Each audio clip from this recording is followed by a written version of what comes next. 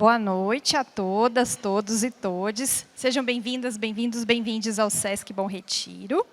Nós daremos continuidade hoje ao ciclo de bate-papos do Omodé, que é o Festival Sesc de Arte e Cultura Negra para a Molecada. Essa mostra artística, educativa e esportiva que tem o objetivo de enaltecer as culturas afro-brasileiras na relação com as várias formas de ser criança, além de reverberar a importância de se pensar coletivamente a ancestralidade, o antirracismo e a diversidade na infância, através do convívio, do compartilhamento de saberes e da arte.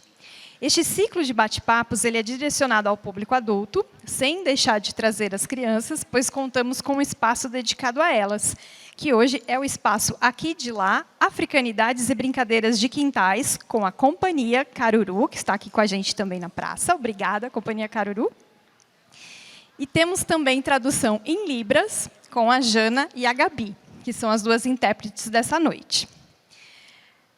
Esse é o quinto dos encontros, na verdade, o sexto dos encontros, e tem o título Maternidades Negras, em que vamos falar sobre maternidade, que é um tema que envolve múltiplas dimensões, desde o cuidado de si até a criação e a educação dos filhos e a necessária rede de apoio social para as mães. A partir dos relatos e discussões, serão abordados temas como a construção do papel da mãe negra na sociedade e a maternidade como um espaço de resistência, afeto e aprendizado. Para compor o bate-papo, nós gostaríamos de convidar para subir ao palco a Tiffany Odara e a Luciana Viegas, por gentileza. E para mediação, nós convidamos a Dulce da Conceição Lima, que é doutora em Ciências Humanas e Sociais pela Universidade Federal do ABC, mestre em Educação, Arte e História da Cultura pelo Mackenzie e bacharel em História pela USP, pesquisadora também no Centro de Pesquisa e Formação do SESC São Paulo. Passo a palavra, então, à nossa mediadora Dulce. Tenha uma ótima vivência. Gente, boa noite. Eu agradeço muitíssimo aqui a Ana Emília, a Débora, as colegas de SESC. Né? Eu também sou SESC, mas eu sou de uma outra unidade. Mas somos todos colegas de trabalho, então agradeço muitíssimo ao trabalho, o empenho das colegas para promover todo esse festival, que está incrível, está fantástico. E agradeço o convite para estar nessa mesa aqui hoje. Eu fiquei muito feliz e muito animada com a possibilidade de vir para essa mesa, para essa conversa. E quando eu fui convidada, eu estava dentro de um processo que se concluiu ontem. Então, hoje eu chego aqui já diferente, né, porque eu chego aqui não só como uma pesquisadora de questões raciais e de questões de gênero, mas eu chego aqui também como mãe de uma criança autista e recém-diagnosticada, faz alguns meses, e eu chego aqui como uma pessoa autista. Meu diagnóstico saiu ontem, então estou agora publicamente lidando agora com essa nova condição, com essa nova característica. Aliás, a característica e a condição já existiam, o conhecimento dela, né, o entender sobre isso, eu me ver nesse lugar é que é novo e que está chegando agora. Então, foi muito feliz quando eu soube que eu estaria aqui com a Tiffany, com a Luciana. A Tiffany eu já conhecia pessoalmente, porque esteve com a gente, né, numa atividade lá no Centro de Pesquisa e Formação, e a Luciana eu acompanho pelas redes sociais por conta do seu ativismo, do seu trabalho em prol das pessoas com deficiência e, particularmente, das pessoas autistas. Bom, então... em resumo, mais do que nunca, uma super referência agora para mim, vou seguir acompanhando aí, e porque eu tenho, agora estou num processo de aprendizado, né? Vou aprender um monte de coisa. Bom, então vamos lá, gente. Dando aí início, eu vou apresentar as nossas convidadas de hoje. Já falei aqui muito rapidamente. A gente está aqui hoje com a Luciana Viegas, que é autista, mulher preta e mãe de um menino autista não oralizado, formada em pedagogia, atuou como professora da educação básica e educação inclusiva entre 2014 até recentemente, né, Luciana? Em 2020, ela criou o Instagram Mamãe Preta e Autista Falando, para abordar o seu diagnóstico de autismo tardio, a vida de uma mãe preta neurodivergente e experiências com educação inclusiva. é ativista da luta anticapacitista e antirracista, a favor dos direitos humanos das pessoas com deficiência e idealizadora do movimento Vidas Negras com Deficiência Importam, aqui no Brasil. Eleita D30 das pessoas com deficiência que impactam a vida de todas as pessoas. Conosco também está Tiffany Odara, mulher negra, travesti, mãe de uma criança negra, e alorixá do terreiro Oiamatamba, mestranda do Programa de Pós-Graduação em Educação e Contemporaneidade lá da UNEB, além de especialista em gênero, raça e sexualidade também na UNEB. Além disso, é autora do livro Pedagogia da Desobediência, Travestilizando a Educação, cria conteúdo popularizando conhecimentos ancestrais e travestilizando as relações e educação. É vice-presidenta do Conselho Municipal de Políticas para Mulheres em Lauro de Freitas e escritora nas horas vagas. Luxo estar aqui na companhia dessas duas. A gente vai começar a nossa conversa, o nosso bate-papo aqui pela Luciana, né? E depois, assim que Luciana concluir a sua fala, Tiffany já pode se sentir convidada a iniciar a sua. A gente vai ter um momentinho também para perguntas depois, certo? Então, muito obrigada, Luciana, muito obrigada. E agradeço muito a quem está aqui conosco também, participando dessa conversa como nossa audiência, para trocar, né, junto com a gente. E deixo agora, por conta das nossas convidadas, seguirem com a nossa conversa. Obrigada. Primeiramente, queria agradecer, né, o convite de poder estar aqui e falar desse debate de deficiência, de pessoas negras, autistas, e também parabenizar, bem-vindo ao time, né, das pessoas pretas autistas, bem-vindo. É muito bom saber que a gente tem pessoas negras, mulheres negras, se diagnosticando e entendendo, né, conseguindo o seu diagnóstico. Isso realmente é bem significativo, porque a gente realmente é mais marginalizada e negligenciada ao longo da nossa trajetória. Quando me convidaram, né, e aí falaram assim, você vai falar sobre maternidades negras. E, geralmente, isso não é uma coisa comum, né? Eu sempre sou convidada para falar sobre maternidade atípica, numa mesa sempre rodeada de mulheres brancas, falando do quão a tragédia é ter um filho com deficiência, ou um filho que você não planejou, né? Que é isso que ronda. E eu gostaria de trazer para cá, e aí eu sempre tenho um conflito de entender, primeiro momento, aquela ideia de luto que as pessoas geralmente têm a partir do diagnóstico de uma deficiência ou do autismo, né? A gente se fala até hoje luto pós-diagnóstico. E eu sempre tive muita dificuldade de compreender e, recentemente, tenho tentado fazer esse processo de entender e de reaver mesmo, né? Por que será que eu não tive esse luto? Por que o sentimento que eu tive quando eu descobri que meu filho era autista não foi luto, e sim foi de alívio? Né? Muito tem a ver também com a minha história, que meu filho foi negligenciado durante um tempo ali do próprio diagnóstico, e eu acho que um pouco tem bastante a ver com que esse processo de luto, para quem é mãe preta, num país que a cada 23 minutos mata um jovem negro, e aí você é mãe, por um acaso, de um menino negro que não é oralizado e que é autista, esse processo de luto se deu quando eu descobri que estava grávida, que foi o mesmo processo que a minha mãe teve quando descobriu que estava grávida do meu irmão, que as minhas avós, que as minhas ancestrais também tiveram, né? O medo. Não é luto, é medo. É medo porque a gente sabe que o racismo, ele é um processo completamente violento para pessoas negras, sobretudo para homens negros nessa sociedade, no nosso país, principalmente. Então, eu tinha dificuldade de entender o que era luto, porque eu não passei pelo luto. Acho que o luto ele vem de trajetórias de geração em geração até chegar na minha gravidez e na do Luiz. E aí, uma das coisas que eu acho interessante de se pensar é o quanto que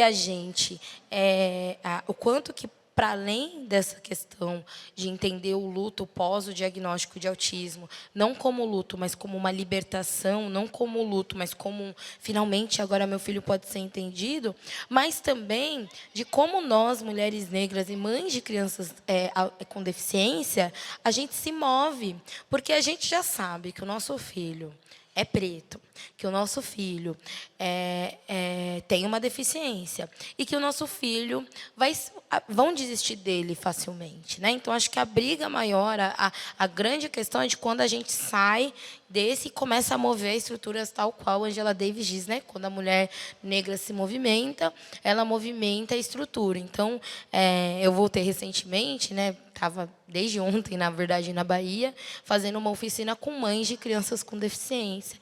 E foi muito interessante perceber o quanto que essas mulheres não contam o diagnóstico da deficiência a partir da trajetória de tragédia, né? A partir de uma narrativa de tragédia, mas de o que eu preciso fazer para que o direito do meu filho seja garantido. Vamos fazer, vamos acontecer. E mulheres que têm ali uma rede ou criam redes para se mobilizar e para avançar, que foi o que eu busquei também com meu filho, né? Assim que eu tive o diagnóstico, eu não sofri, chorei, porque não era uma tragédia. Eu simplesmente fui atrás de redes em que eu pudesse me fortalecer, e rede de mulheres negras, o que era muito difícil de encontrar mulheres, mães negras de crianças com deficiência, porque elas estavam brigando ou elas estavam mais marginalizadas, assim. A gente estava tentando dar conta do mínimo, sabe? Então, acho que essa é uma das reflexões que eu pensei para trazer para cá, porque é preciso falar dessa maternidade atípica, que as pessoas gostam de nomear, que hoje se diz que é a maternidade atípica, que é a mãe atípica, um marcador social, e que eu particularmente não concordo, porque eu acho que a minha maternidade, tomei essa invertida, né? Eu tomei essa invertida da Conceição Evaristo, e aí talvez vou passar essa invertida para frente. Conceição Evaristo, numa mesa com a gente, Conceição Evaristo também é uma mãe de uma criança com deficiência, né? De uma adolescente com deficiência, acho que hoje a filha dela é até adulta. E Conceição me vê me apresentando como uma mãe atípica, e a mesa era só de mulheres negras, de mães, e ela olha para mim e fala: eu quero fazer uma pergunta, porque eu quero que a gente reflita sobre isso. O que tem de atípico nessa maternidade, da mãe de criança com deficiência, da maternidade negra? Não é o mesmo medo que a gente tem? O medo da negação da violência dos nossos filhos? Então, por que a gente está se denominando como mãe atípica? Porque, se for parar para pensar na realidade da mãe preta, ela é a mesma, né? A gente tem um pouco mais de dificuldade, que a deficiência dificulta um pouco mais, mas a realidade nossa é cheia de barreiras. Como é a realidade da mãe preta no Brasil, né? A mãe que tem uma criança sem deficiência. Então, tomei essa invertida, me recolhi na minha insignificância, porque quando Conceição fala, a gente fica quieto. Fiquei em silêncio e estou trazendo essa reflexão, porque isso tem me feito pensar, ferramentado isso na minha cabeça, né, entendendo isso, como que isso funciona. E outro ponto que eu gostaria de trazer, já para finalizar também, é dessa maternidade diversa, que é a maternidade que eu exerço, desse papel que a mãe normativo, esse papel opressor, esse papel de gênero mesmo, que a mulher exerce na maternidade. Então, eu não correspondo a isso, porque eu sou uma mulher autista. Então, a maior parte do tempo, a minha maternidade ela é diversa, não porque eu sou mãe de uma criança autista, mas porque eu também sou autista e me relaciono com meu filho de forma autista, né? A gente anda autista, fala autista, a gente é autista. Isso já está posto na minha casa. E aí é muito engraçado como essa mãe, que eu demorei um tempo para entender, essa mãe que precisa de suporte para exercer o maternar, e suporte, estou falando de suporte de ser lembrada de comer, assim. Estou falando de suporte básico, né? Eu tenho que ser lembrada de comer e lembrar meu filho que ele precisa, que ele tem que comer. Então, quanto que foi difícil entender que eu não era a mãe perfeita, de que eu não ia exercer essa maternidade perfeita, e que às vezes não só eu, mas a sociedade estava exigindo que eu fosse, ou entendia assim, tá bom, depois do diagnóstico passou a passar um momento assim. Então não dá para esperar muito, porque ela tem deficiência, e aí é isso. Vamos entender que a gente vai tratar de uma lógica mais capacitista de hiperproteção dessa maternidade, sem deixar ela exercer. Então, hoje eu falo que a minha maternidade é uma maternidade de resistência para que eu exerça ela pelo meu jeito, da minha forma, da forma melhor, sem e eu resisto mesmo. Eu quero fazer isso, mas para eu fazer isso eu preciso de suporte. Eu quero garantir isso, mas para eu garantir isso eu preciso de suporte. E aí o tempo todo resistindo para poder exercer o maternar. Acho que é isso. Palmas, gente. Nada. Gente, boa noite a todas e todos e todes. Eu quero expressar alegria, né, por estar aqui hoje e falar de um tema que, para mim, é de grande relevância. E eu fiquei muito na reflexão, nas palavras que me antecedem, porque esse atípico, ele também nos coloca, talvez eu seja um pouco ousada, né, em lugares nos quais os nossos lugares sociais nos coloca à frente de vulnerabilidades outras que talvez eu, enquanto uma travesti negra, moradora da periferia, mãe de uma criança negra, Ialorixá, onde dentro da minha maternidade e da minha matrigestão enquanto Ialorixá, liderança comunitária, eu percebo as nuances e dinâmicas sociais que me atravessam nesse papel do cuidar, nesse papel de conduzir. E quando eu digo que eu sou uma mãe trans e atípica, eu não quero passar na frente de ninguém, mas eu me reflito muito de uma noite que eu passei para conseguir matricular meu filho. Então, eu chego em uma fila com mais de 250 mulheres. Para a gente conseguir matricular, era 5 vagas para uma mãe. Era poucas vagas, né? E tinha, naquele momento, eu cheguei às 8 da noite, já havia 250 mães. Deu 5 da manhã, já tinha mais de 1000 mães para matricular seus filhos, filhas e filhos nessa creche. E eu percebo que eu consegui a vaga, mas eu não consegui matricular meu filho porque eu sou uma mulher trans. E naquele processo de não ter o nome retificado, de não ter o nome de meu filho alterado nos documentos sociais, né, nos seus documentos, né, no seu registro de nascimento, e ter meu nome, na época lido, um nome dito masculinizado, né, eu tinha que recorrer à genitora que disse, não, você é mãe. E eu disse, mas você precisa matricular. E aí eu tenho que recorrer aos avós, porque é assim que o Estado brasileiro ele faz. E aí minha mãe ela vai para tentar conseguir uma vaga. E a gente reflete, foi uma mãe trans, foi uma mãe negra, mas essa mãe negra ela é trans.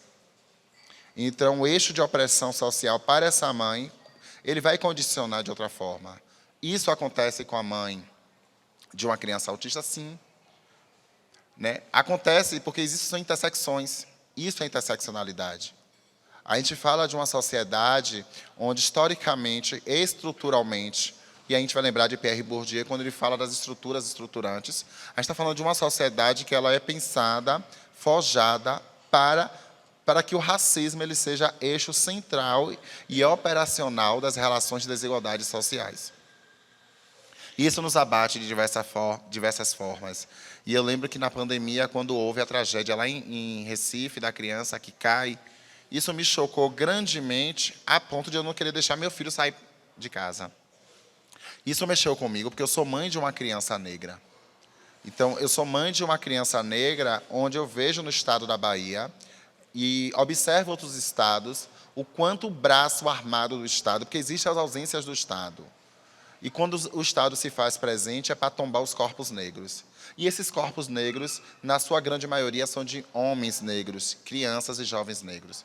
E isso me remete a estar nesse lugar que, talvez, acredito, que a Conceição Evaristo ela traga com muita potência. Que esse lugar da insegurança, esse lugar do medo, esse lugar da gente... Minha mãe não dorme enquanto eu não chego em casa. É um movimento que tem em Salvador. É um movimento de mães. Minha mãe não dorme enquanto eu não chego em casa. Porque é uma realidade. É uma realidade da gente, muitas das vezes, não conseguir a matrícula, ter que recorrer ao judiciário, recorrer a outras instâncias, e muitas das vezes ter que tirar seu filho, fazer das tripas corações, mas a unidade pública de ensino não entende, mas a unidade particular entende. E aí você também vai disputar com o capital financeiro, né? A gente está na sociedade capitalista. Então, são diversos atravessamentos, são diversas questões que me colocam nesse lugar que, às vezes, eu sou desconsiderado enquanto mãe. Então, agora há pouco, eu estava falando aqui com as meninas que, enquanto Ialorixá, Hoje eu estou sentada na cadeira de Alorixá. Para quem não entende, eu sou uma pessoa de religião de matriz africana, onde, com o falecimento da sacerdotisa, do sacerdote, é escolhido através do Mérito de Logum, do jogo de búzios, o sucessor, a sucessora, e eu fui escolhida. Esse terreiro ele é um terreiro da minha saudosa avó, que existe no município de Lauro de Freitas desde 1960. Minha avó é uma mulher que nasce no ano de 1913, no Recôncavo da Bahia. Chega na capital, em Salvador, na década de 30, e aí ela migra para Lauro de Freitas, que naquela época ainda era Salvador, e funda o terreiro Oiamatamba, um terreiro da nação Nagovodum e Congongola. Hoje eu estou em Alorixá esse espaço, que é um lugar também desconsiderado para mulheres trans e travestis.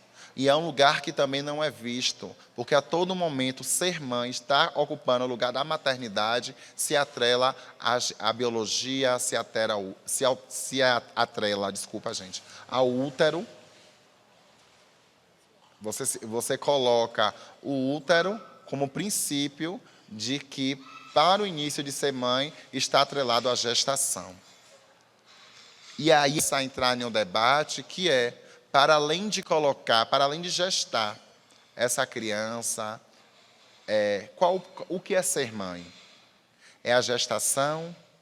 É a condução? É colocar de pé na vida? É as cobranças, porque de fato acontece. Porque quando eu vejo, às vezes, meu filho estar doente, eu me cobro. Poxa, eu fui ausente. Eu me cobro porque eu sou liderança comunitária.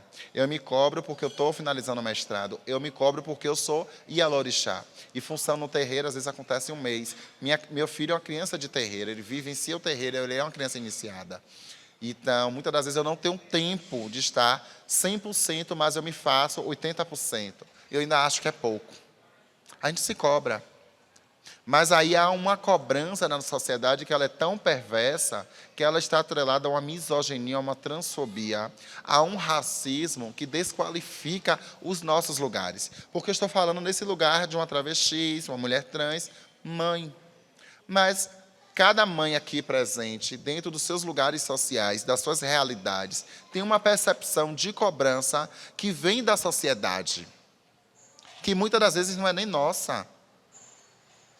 Vem da sociedade, porque a sociedade a todo momento impõe e delimita e determina o modelo de ser e estar na sociedade, a forma de ser e estar na sociedade. E isso é muito doloroso, isso é muito cruel. Isso é uma forma de dizer, muitas das vezes, que a mãe, para ela ser mãe, ela precisa de um companheiro.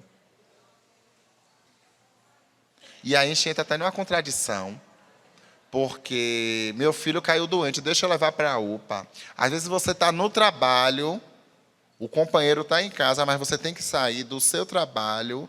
Por quê? Porque esse papel parece que só é somente seu. A mãe solo, de pai junto. Outro dia eu estava falando, gente... às vezes eu passo pela Mata Escura, onde tem um presídio masculino e feminino em Salvador. Então, sábado e domingo é aquela fila gigantesca de mulheres. Quando eu passo no domingo, que é a visita feminina, não tem um homem. Não tem um irmão, um companheiro. Quando a gente vai marcar um exame, que a gente dorme nessas filas, só mulheres. E quando você pergunta, não, eu vim marcar para meu filho, eu vim marcar para meu marido, para meu primo, para meu sobrinho. Vim lutar por uma vaga na creche para meu filho. Essas mães, elas estão carregando um fardo onde a sociedade a todo momento também impõe. É um fardo. Eu não estava dizendo, se romantiza as relações. Eu vejo pessoas romantizando certas relações que são violentas. Você é uma mulher guerreira. Então, a todo momento... E eu sempre digo, gente, eu costumo dizer que ao acordar, eu preciso ser resistente. Ao sair, eu preciso ser guerreira, porque o racismo ele não dá um minuto de paz.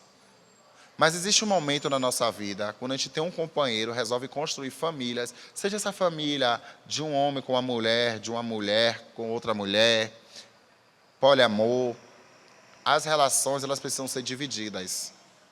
A gente não vai sozinhas e sozinhos dar conta de toda a dinâmica social, porque é muito difícil. é um fardo, é complexo. Ser mãe, para mim, se tornou algo muito mágico, muito real, muito potente.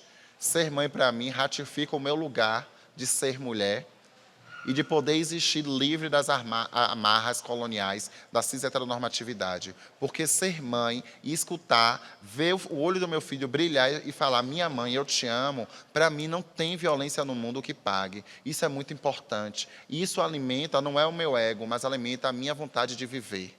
Alimenta a minha vontade de querer existir, porque eu sei que tem uma criança que está crescendo e que tem um amor incondicional, e que esse amor incondicional, dele comigo, há uma reciprocidade e que transborda cada vez mais.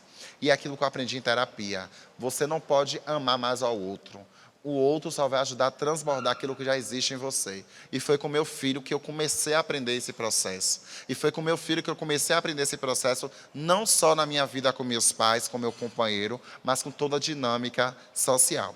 Então, já que o tempo é curto, e o tempo ele nunca foi inimigo, ele sempre é aliado, eu trago um pouco de reflexões que vai atiçar o nosso cotidiano, tanto do lado positivo, quanto do lado negativo, e de reflexões que muitas das vezes a gente não se dê conta, ou a gente não se perceba que a gente está reproduzindo, estamos sendo violentadas pelo processo, que é um processo da sociedade, né, de nos colocar sempre naquele lugar de que você pode, porque para a sociedade a mulher sempre pode a mais, e não é bem assim. É isso.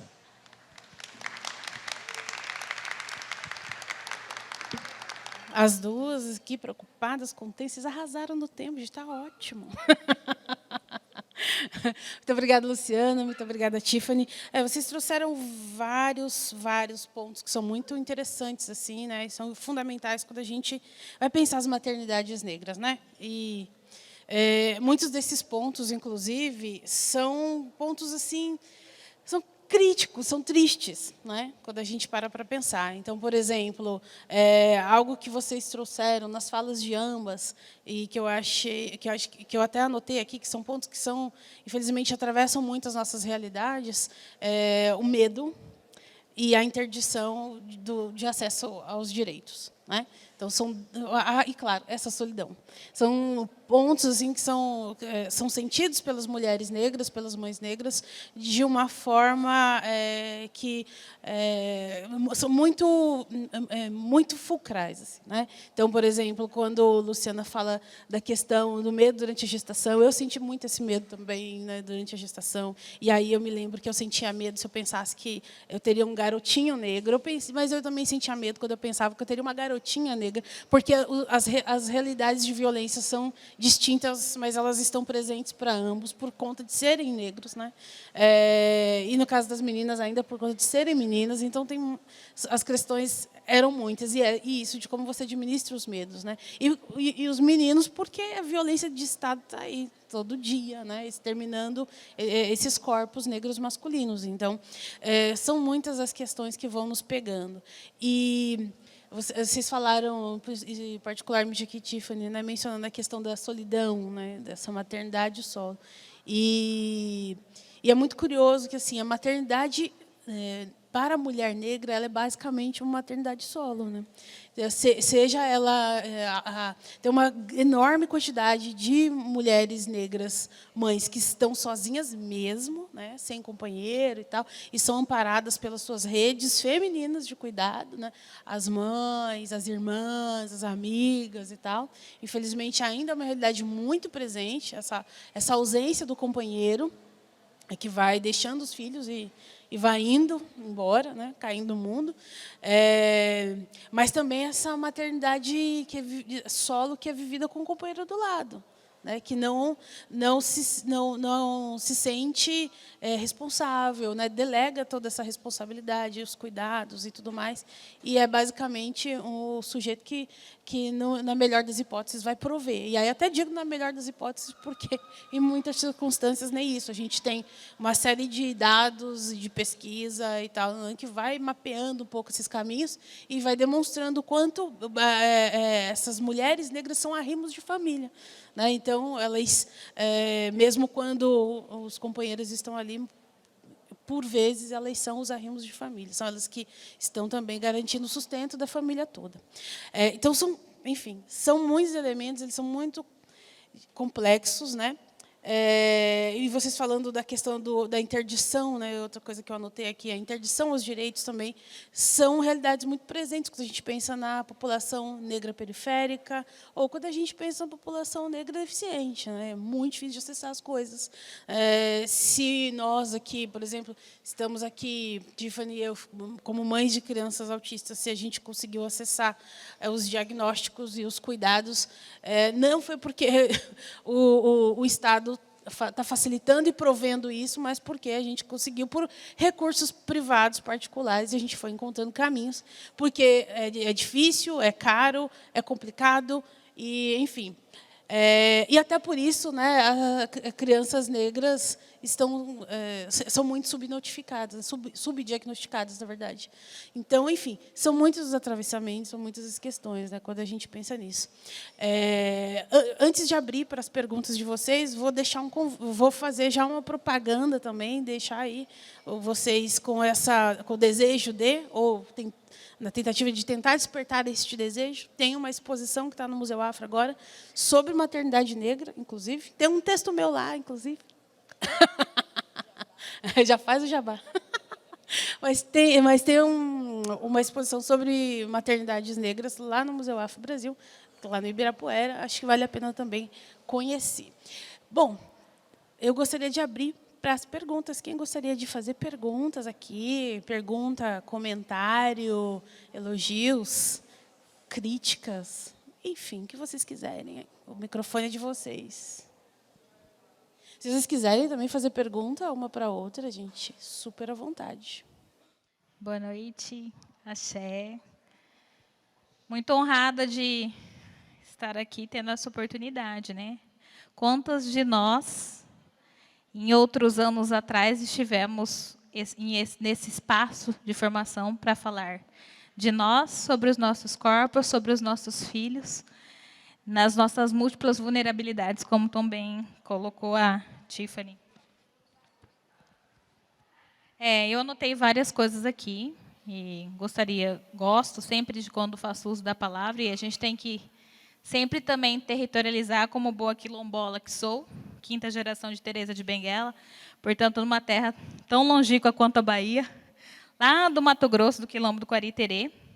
E eu tenho estudado que o autismo ele é presente desde o século XVIII na nossa etnização. Assim como a anemia falciforme, que é considerada como a maior patologia não estudada, hoje tenho a oportunidade de ser pesquisadora da Fiocruz. Então, a gente consegue fazer isso, sou historiadora, e através dos documentos, a gente consegue perceber como que Teresa, e através da ancestralidade, a busca pela ancestralidade, a Tiffany colocou que ela é a orixá, eu acho que isso fortalece muito ela na luta como líder comunitária, porque o corpo todo atravessado e baleado por tantas vulnerabilidades, e ainda tem que achar força para poder fazer os nossos corpos como um todo. E na documentação eu acho esse registro feito por homens brancos, obviamente, e nas entrelinhas a gente lê.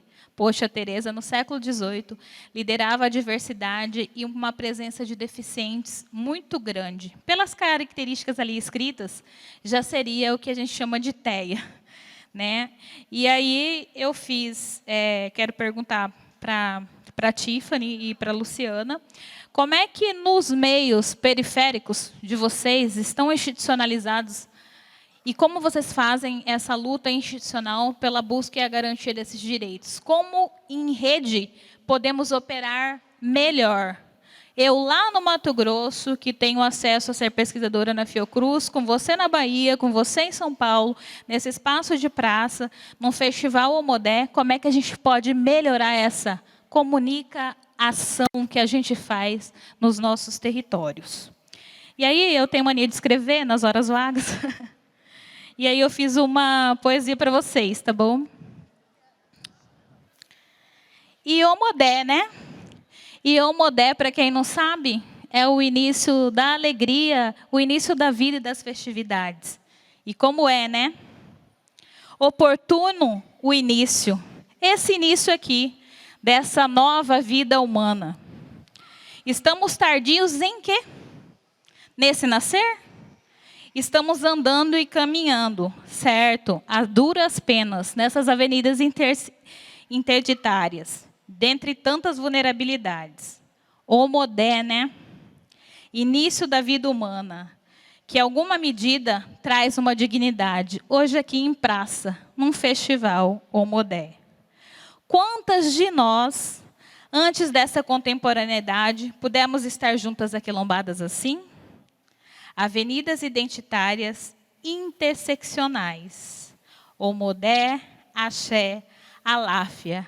Que assim seja todos os dias, para além das lutas, as alegrias. Maravilhoso.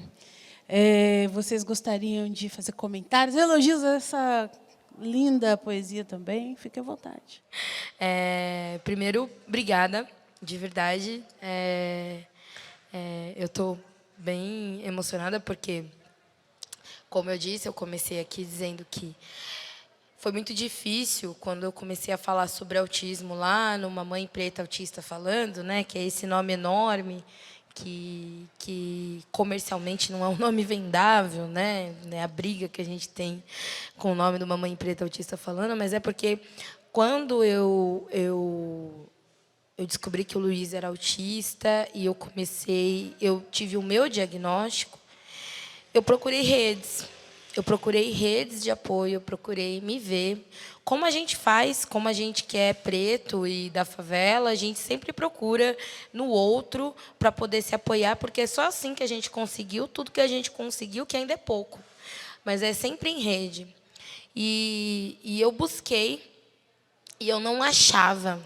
Então, eu criei uma Mãe Preta Autista Falando, a partir dessa perspectiva de entender, ok, então, toda vez que eu falo uma Mãe Preta Autista Falando, a imagem que vem na minha cabeça é um farol, no sentido de, a gente está aqui, estamos aqui. E que eu acho muito interessante que uma Mãe Preta Autista Falando não era sobre eu escrever alguns textos, não, eu queria que as mulheres negras autistas pudessem se identificar e mandarem as suas histórias, contarem as suas realidades, porque eu queria ouvi-las, na real, né? Eu queria tentar entender como que eu em rede, se eu estava ali criando uma rede, eu não sabia muito bem o que eu estava fazendo, na verdade, eu só sabia que eu precisava falando no gerúndio, porque eu tinha sido silenciada e quantas mulheres como eu não estavam da mesma forma. Então, e isso se perpassou durante toda a minha vida, né? Então, quando eu começo meu ativismo de luta de direitos humanos, eu começo dentro da favela, com mulheres negras, fazendo enfrentamento da violência doméstica, e enquanto, além do enfrentamento, elas faziam uma formação política com aquele movimento de mulheres negras, e eu formava as crianças. Eu era a rede daquelas mulheres, então eu formava as crianças, ficava com aquelas crianças quando aquelas mulheres faziam. Então eu era a rede de apoio. Então eu saio desse lugar de rede de apoio e começo a fazer a formação com as mulheres. Então eu continuo sendo rede. Aí eu saio desse lugar e vou para o movimento de pessoas com deficiência, mas a partir da educação, e continuo sendo rede de apoio. Então, acho que toda essa estratégia vem da minha história quanto ativista, mas também de quem construiu isso em mim, que foram as mulheres negras. Então, eu lembro que as mulheres negras me formaram, e eu lembro que quando eu fiquei grávida, elas também foram redes. Então, eu sempre acredito nessa perspectiva de rede, né? A gente cria rede para se proteger, a gente cria rede para derrubar, a gente se organiza para poder ter mais força política de estrutura nesse processo. Então, uma das estratégias que eu uso é essa.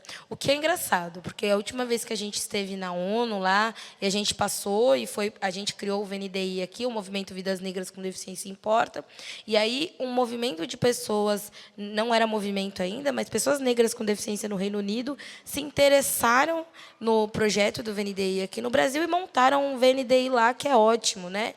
Que é o Black Lives Matter, e eles fizeram essa pergunta para mim. Então, Luciana, como que a gente pensa a estratégia de rede, de coletividade, num país que a maior parte da população é branca? Então, aquilo também me assustou, porque, na verdade, se a gente for parar para pensar bem, aqui no Brasil, é muito importante que as pessoas brancas repensem seu lugar de privilégio, repensem seu lugar, se racializem, né? Entendam o lugar do branco. Mas, se eles não fizerem, a gente é a maior parte da população. A gente precisa, tem a subjetividade, mas a gente consegue incidir como tem sido feito, como existimos. E eu não sabia como que é. E aí eu entendi que não tem a ver com quantidade, uma rede maior ou menor. Tem a ver com rede de apoio e de suporte. Então, da mesma forma que eu entendo na escola a rede, eu sou rede de suporte dos meus alunos. Eu tento conexão com o diretor, com o coordenador, com todas as pessoas para poder incidir para a educação que do meu filho funcione, ou para que a educação do meu aluno preto com deficiência funcione. Eu acredito que é dessa forma que a gente avança. Sem rede, sem criar essas conexões, sem suporte, sem apoio, ninguém avança. Seja qual for o suporte. Acho que é isso. Acho que a rede ela é essencial, né, para um suporte, para entender, e acho que, para além de entender, eu sempre gosto de fazer essa metáfora, e eu sempre uso esse ABB, esse leque, né, que é uma forma de fazer uma conotação àquilo que quem é de religião de matriz africana sempre faz, dançar em círculo, o xirê. O xirê é um ato pedagógico, é um ato também de você aprender e de você entender, não só na dança, mas de se espelhar como a Bebé de Oxum, de você entender aqueles que vêm antes, aqueles que vêm depois e aqueles que estão por vir, para que todos se vejam, todos possam se reconhecer e entender que dentro desse processo circular, dessa dança pedagógica lúdica, você possa se autoconhecer e se automonitorar. Você não consegue ser quem você é a partir de um único lugar. Isso é egoísmo, isso é arrogância, isso é prepotência. E isso não faz parte do saber afro-brasileiro, isso não faz parte da magia preta, que é o candomblé, ou qualquer saber oriundo africano. Isso não é. Então, a partir do momento que eu digo que eu sou porque eu sou, eu não estou sendo nada. Eu sou porque nós somos, não é uma frase de origem, somente uma frase de origem banto, muito bonita para colocar lá no meu Instagram, no meu Twitter, não. É para mim entender que o processo da coletividade, ele é necessário e vital para que possamos amadurecer e crescer individualmente, coletivamente. Então, a minha psicoterapia é uma forma que me faz evoluir, porque eu confronto de frente, eu bato de frente com um monstro que muitas das vezes quer sair desse lado obscuro, né, que é o meu corpo, e que meu ori diz, não, esse monstro não vai nascer. Porque meu ori, ele está alinhado ao meu ará, que é meu corpo, e segue nas linhas retas com meus pés. Então, o meu ori é um direcionamento ancestral. Dito isso, eu faço um apanhado ancestral e lembro quem foi Judete Argolo da Silva, minha avó. Uma mulher que altera seu registro e que quer ter um diploma e que diz a gente, né, que ela cansou de só me pegar enxada, mas que ela também queria pegar na caneta. Uma mulher que ela não gerou, mas ela criou vários filhos. E isso é maternidade negra. Isso é maternidade negra. Uma mulher que, quando chega no bairro de Portão, né? E o nome do bairro de Portão tem um sentido porque era a entrada da fazenda do Garcia Dávila, né? Então, quando ela chega lá, ela somente não chegou, ela também trouxe outras mobilidades urbanas, porque quando ela rezava a Santo Antônio 13 dias, ela mandava matar um peru, um porco, um garrote, e alimentava diversas famílias que naquele período eram ribeirinhas. E isso era uma forma também de levar um outro alimento, bem como escavar poço de água. Isso é maternidade. E isso é pensar, isso me faz olhar para trás que, poxa, na década de 50 ela fazia isso, na década de 80, e eu sei que o racismo ele nunca deu paz. Avançamos? Avançamos. Estamos chegando? Ainda não. Vamos chegar. Mas isso me leva a crer e a ter esperança, a ser otimista, a acreditar na força e no dinamismo existencial de Exu, que nós podemos chegar lá porque nós temos um modelo de civilização. Nós temos as nossas maternidades pretas como um princípio civilizatório norteador para que possamos alcançar tais espaços e tirar esse fardo que não é nosso, é da branquitude. Por isso que tem discursos que eu não alimento. Outro dia a menina fez descansa militante, não tenho como, porque é um fardo e é um ataque que eu sofro diariamente.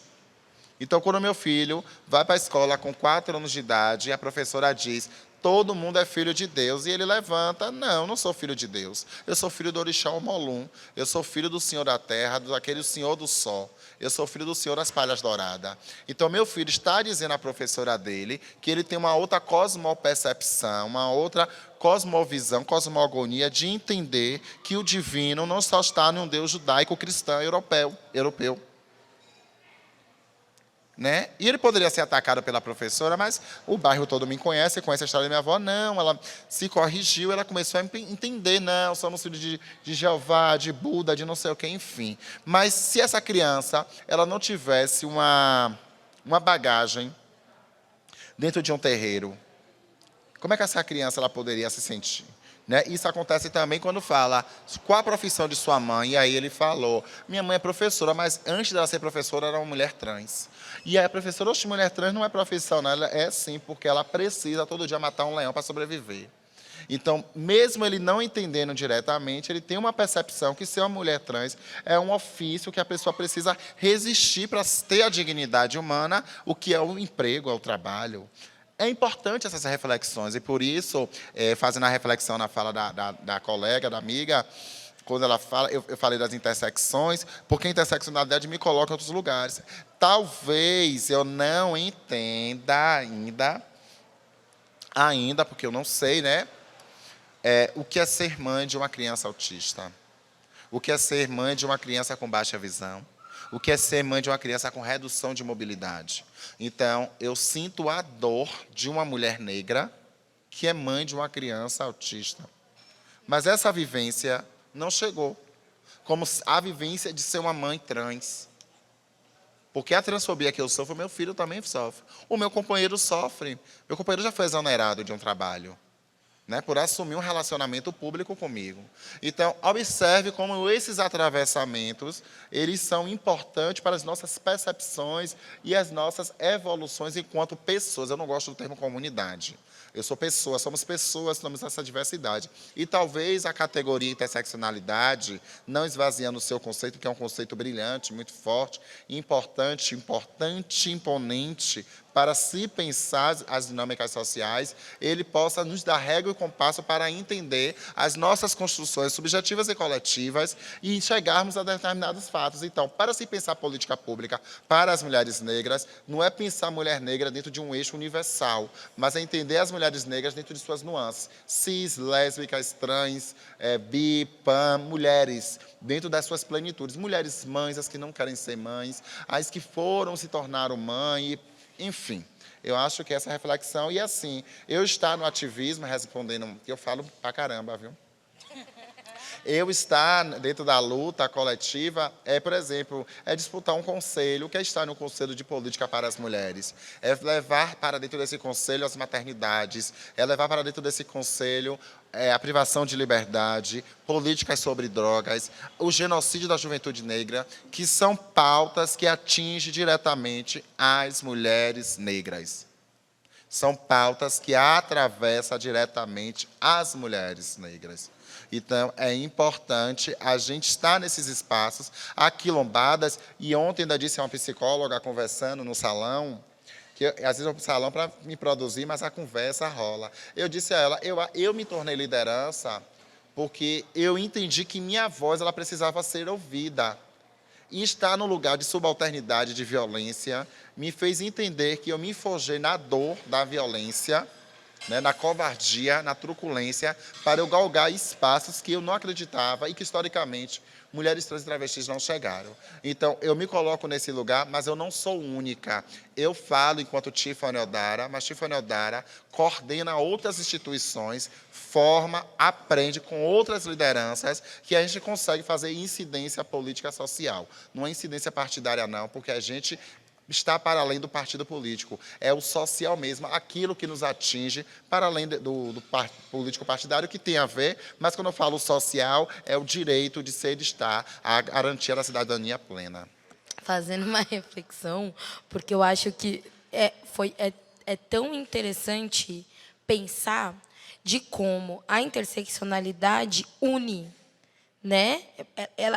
Você analisar a maternidade negra da mulher trans e da mãe de uma criança com deficiência, a mãe autista de uma criança com deficiência, ou a mãe com deficiência de uma criança com deficiência, é entender que, apesar dessas diferenças de realidades, o quanto que une, né? Porque muito quando você traz para mim assim, quando você traz o meu filho me deu a possibilidade de eu me reconhecer através do olhar dele.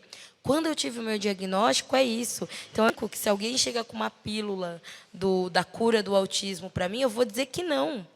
Porque eu só pude ser a mulher que sou, só pude ser quem eu sou de verdade a partir do diagnóstico dele, que se ele não fosse autista e não fosse diagnosticado, eu não saberia quem eu seria. Eu poderia passar a vida querendo morrer, porque é assim que a gente vive, quando a gente não sabe quem a gente é de verdade. Então, quanto que isso une, né? É forte, é potente. E o quanto que isso é característico da maternidade negra.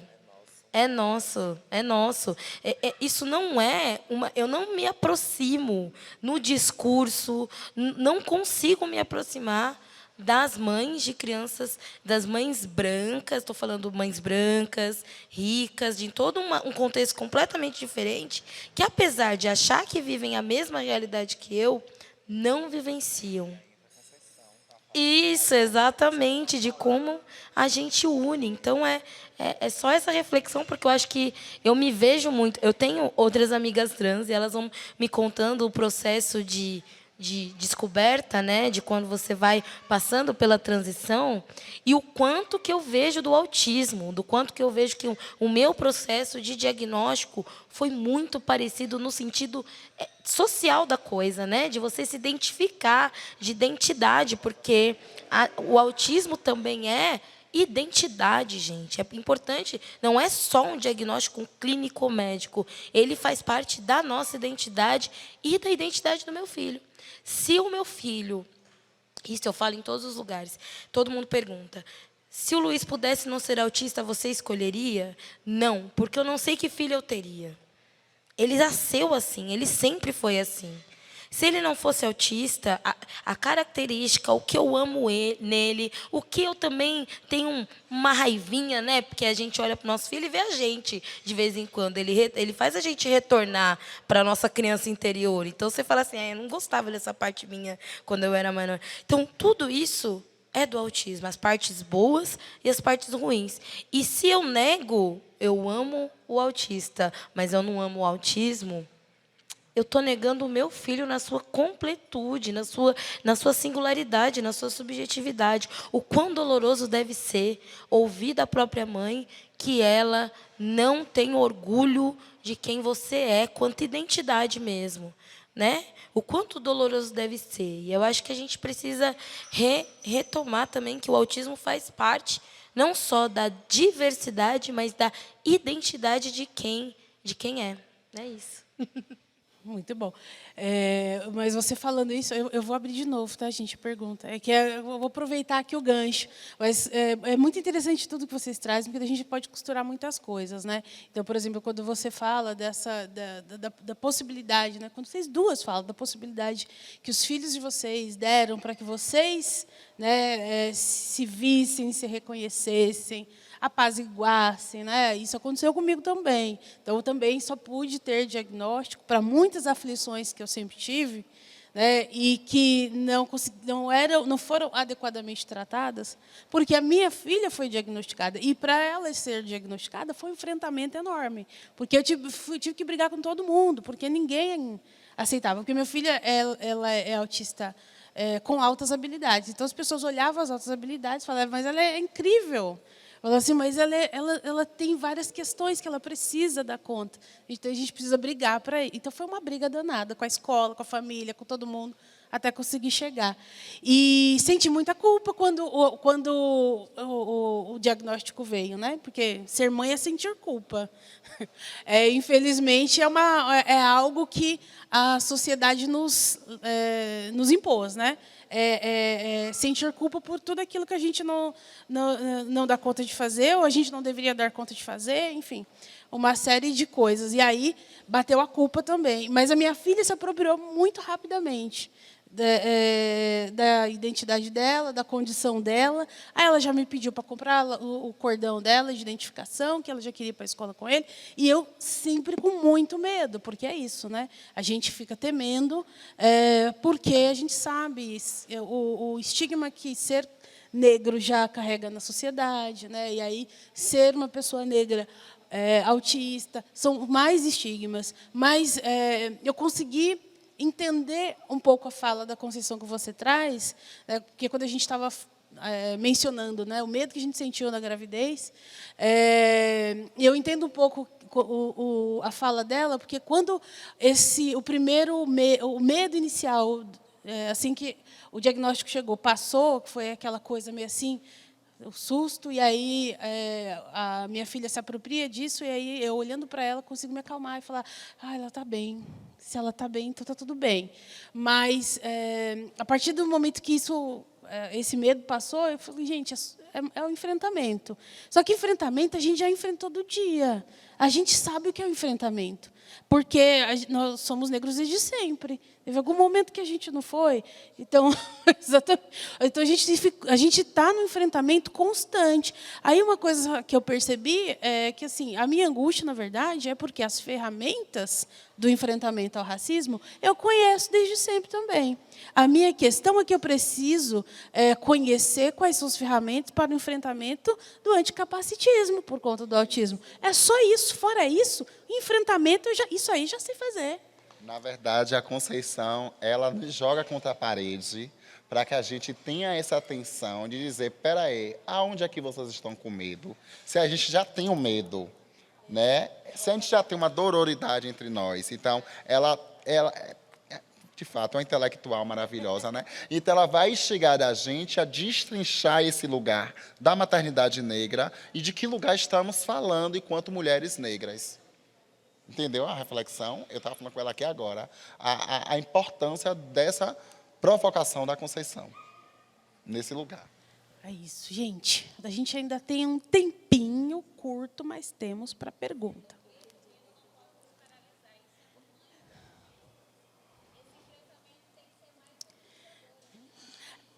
Exatamente. Não tem como, assim, o medo é presente na nossa realidade enquanto pessoas negras, enquanto mães de crianças negras, né? Então, assim, se o medo nos paralisasse, a gente não estava aqui, inclusive. Exatamente. Ela fala isso poeticamente. Oi, onde é que é essa tal de atipicidade?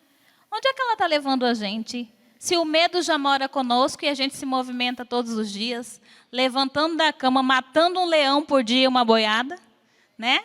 Como é que a gente vai fazer, então, a escrevivência de Conceição, de Dona Conceição, de Doutora Conceição, não é por acaso, né? Olha a maternidade na fala dela, né?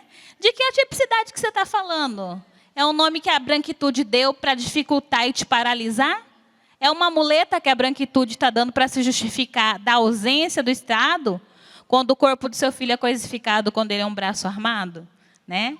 Então, a gente precisa pensar que essa escrevivência ela é provocativa. Lá em Olhos d'Água, quando ela faz essa fala, ela está provocando a gente o tempo inteiro.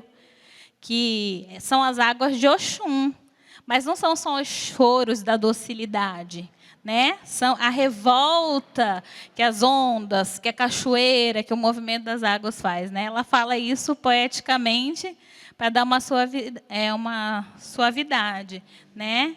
E eu acho que a fala de vocês aqui é muito semente mesmo, compete muito ao nome do festejo, que é o Homodé, porque pensemos que estamos renascendo, né? Você renasceu através do seu filho, você renasce através da sua filha, e você renasce todos os dias pelo seu filho, e eu pelos meus. E por nós, né, esse aquilombamento ele tem que acontecer mais vezes, viu, Sesc? Por favor. Né, porque somos a maioria de população, né, preta aqui no país, somos um país com cultura afrodiaspórica, que não pode ser lembrado só no julho e no novembro, porque a gente é preto todo dia, né? Eu costumo dizer, ó, gente, a agenda está aberta, todos os dias do ano. É importante, sim, celebrarmos, mas é importante saber que os nossos corpos estão aí. Eu gostaria de falar que é realmente assim, um privilégio ouvir vocês, e é um privilégio saber que a gente pode ter rede, fazer contato, dialogar e institucionalizar isso, né? Acho que pode ser uma nova rede Omodé com um pouco mais de poesia e alegria. E gostaria de agradecer a ancestralidade por esse aquilombamento, por esse encontro, que é tão nosso, da nossa gente. Só dizendo que essa reflexão da Conceição, que provocou todas nós e todos nós aqui, ela foi feita em 2020. Olha, ela vai... eu demorei muito tempo para entender e a partir disso de como ela vai maturando. Então é uma semente, né, que foi plantada ali. Eu me recolhi na insignificância, fiquei pensando e repensando e falando faz sentido porque fazia mesmo e agora floresceu. Então muito importante. Eu não conhecia, conheci agora que vocês acabaram de me contar e achei também que faz muito sentido, né? Pensando nas nossas vivências cotidianas mesmo, os enfrentamentos que a gente lida desde sempre, né? Então, um enfrentamento essa não quer dizer que não seja fácil, né? Você fala, é só mais uma coisa. Não é isso que eu quero dizer, que tá fácil, está tranquilo, porque não está, né? A gente estava aqui falando no início da dificuldade que é ter acesso aos direitos, né? Ter acesso ao suporte, enfim, uma série de coisas. Mas a gente está falando nesse sentido que também não é uma coisa radicalmente nova, porque enfrentar a sociedade cotidianamente para garantir a nossa sobrevivência, a gente faz desde sempre, né? Aqui no início da nossa conversa ali, a Tiffany, antes da gente subir aqui, estava falando, as maternidades negras estão bem, né? E eu estava dizendo, não, né? E eu fiquei aqui pensando, estou pensando isso até agora, daquilo que a gente estava falando ali, para eu subir. E eu estive pensando que as maternidades negras não estão bem, porque a sociedade não nos permite ficar bem. Nós estamos, nós conosco mesmos, né, dentro da nossa configuração, sim, mas assim, a sociedade não permite que nossas maternidades sejam exercidas de uma maneira tranquila, né? Existe uma sobrecarga muito grande para essas mulheres negras, para essas mães negras, né? E existe um padrão de raça, de classe, que nos exige algo que a gente não tem a menor condição de ser, a gente nunca será, porque o padrão não foi feito para que a gente caiba.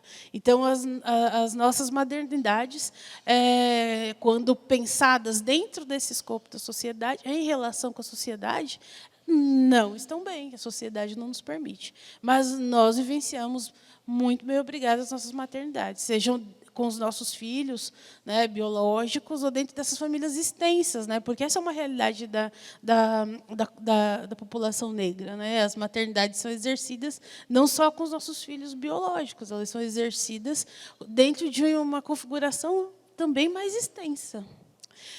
Bom, vocês querem fazer considerações finais, porque a gente está caminhando para fechar? Vamos lá. Eu acho que a reflexão que fica é o de quanto que as mulheres negras, e quando eu falo mulheres negras, não é do padrão cis, porque é importante sinalizar, as mulheres negras e todas as mulheres negras, quanto mães, né, que exercem a maternidade, há um fio que nos conecta, que eu acho que é a dororidade, que é a ancestralidade, que é essa coisa de você saber, quando você vê uma amiga sua exercendo a maternidade, falei, mãe preta, é assim, vai ser desse jeito. E que também, nessa sociedade, né, tão moderna, faz com que a gente fique culpabilizando os processos, o exercer nosso da maternidade, porque é tantas opressões, é tantas coisas sobre nós, que aí se eu não sou aquela mãe perfeita do Instagram, se eu não sou aquela mãe que exerce a maternidade a partir de uma perspectiva branca, colonial, europeia, eu me sinto mal. Então, a reflexão que fica é de buscar, né? Busque redes de mães pretas, né? Busque redes de mulheres negras para você poder se ver e se acolher também, né? Essa maternidade é dolorida, é sofrida, mas ela não precisa ser sozinha no sentido de você não ter apoio de outras mulheres negras.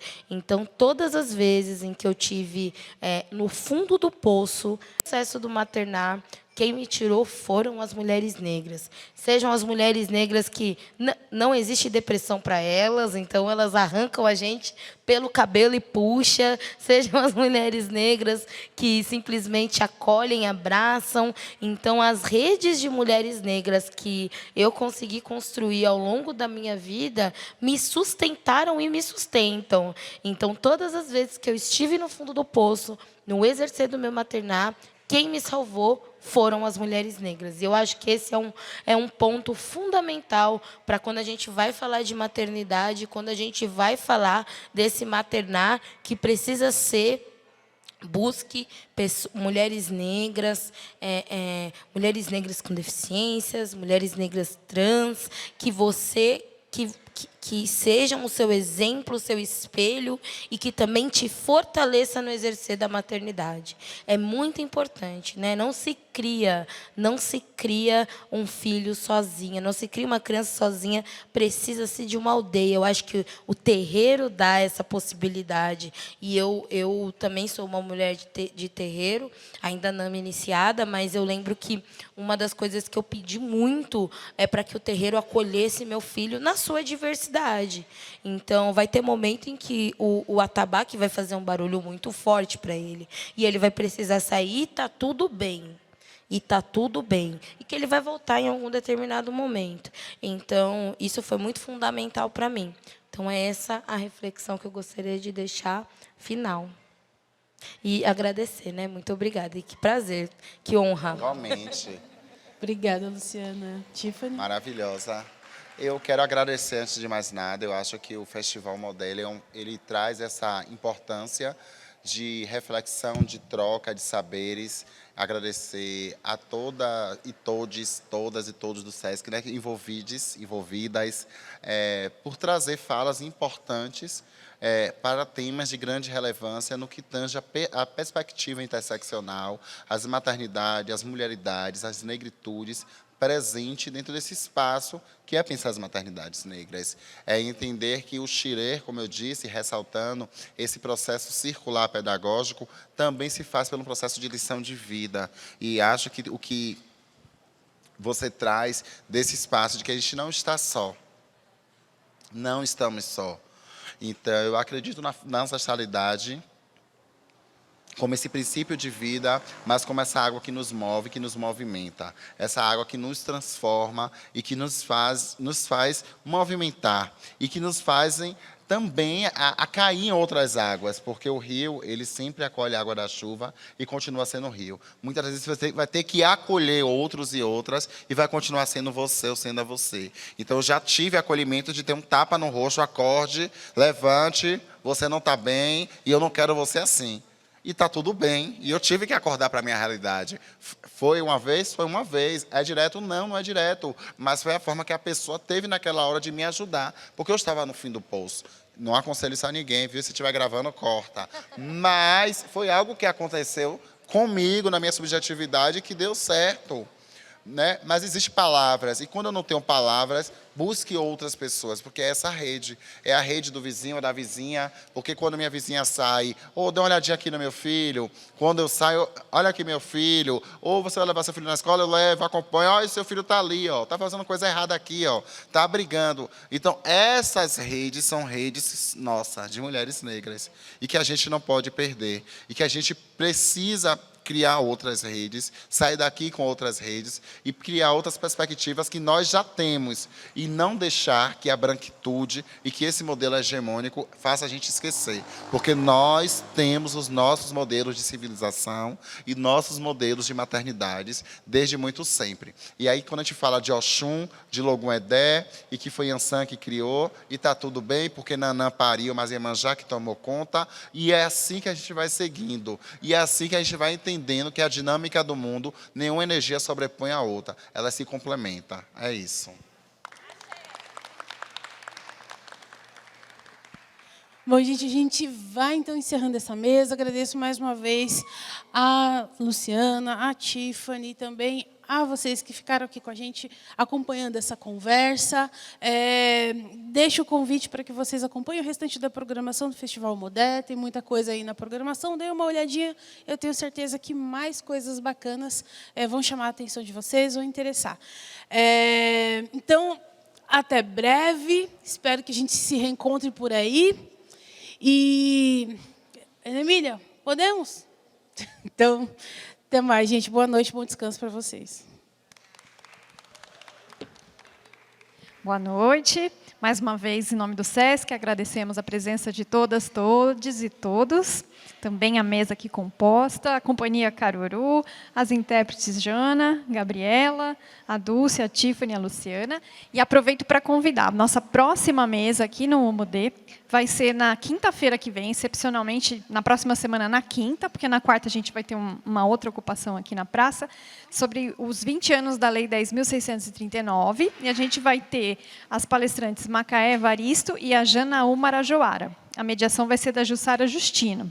E acompanha essa programação, ela vai até o final de agosto.